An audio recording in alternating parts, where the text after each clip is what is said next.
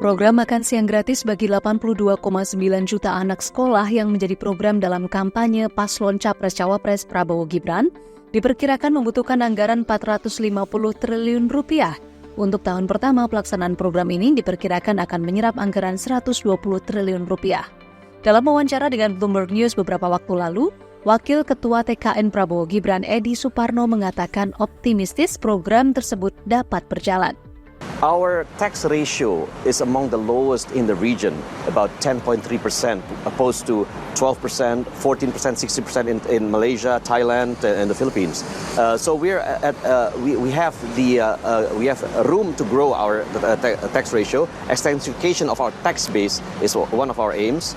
Secondly, we will also fund this by reducing subsidies, unnecessary subsidies. For instance, today we are looking at 350 trillion rupiah of energy subsidies, of which 80% are targeted for those who are not eligible for those subsidies. So we are going to fine-tune the numbers for the subsidies, for the actual subsidies. Dalam 5 tahun pelaksanaan, perkiraan kebutuhan beras untuk merealisasikan program tersebut mencapai 6,7 juta ton beras per tahun. Kemudian 1, juta ton ayam, 500.000 ton daging sapi, 1 juta ton daging ikan segar, juga buah-buahan dan sayuran, ditambah 4 juta kiloliter susu sapi segar. Meski memiliki 12 program dalam janji kampanye, program makan siang gratis menjadi perhatian utama pelaku pasar karena besarnya biaya yang bisa saja mempengaruhi keuangan negara.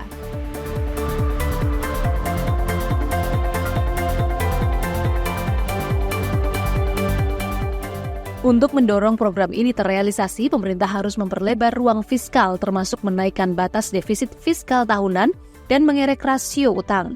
Meski demikian, Undang-Undang Keuangan Negara tahun 2003 saat ini masih membatasi defisit fiskal tahunan Indonesia sebesar 3% dari produk domestik bruto atau PDB dan total utang pemerintah terhadap PDB maksimal 60%.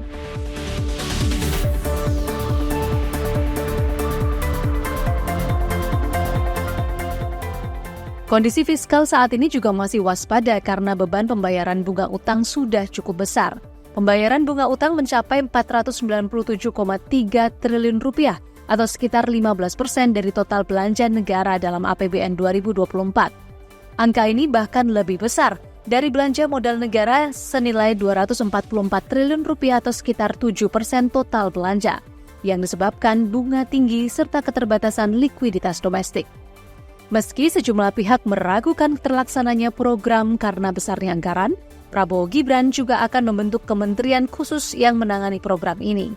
Bahkan mengajak keterlibatan semua sektor baik BUMN hingga pemerintah dan perusahaan daerah dalam mensuplai bahan baku.